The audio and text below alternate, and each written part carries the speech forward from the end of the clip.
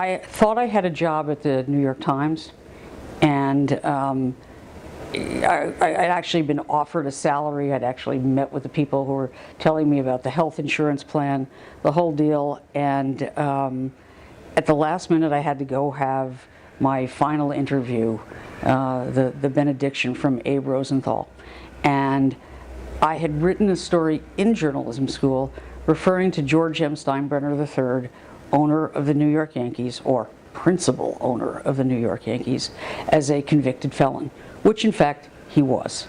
But it turned out that Abe and George were pals, and he thought it was quite unseemly for me as this young unemployed whippersnapper to have the chutzpah to say the fact that George had been, as a convicted felon.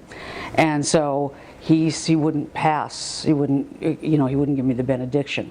I had to agree to write a story for him on sports medicine, which I threw myself into and spent 3 months on, and by which point my now ex-husband had already gotten a clerkship in Washington and was ready to move. And so I either had to go with him or stay in New York and see if this came through. So I went down and had an interview at the Washington Star, where the sports editor said, "How do I know you're not just going to get knocked up and leave me?"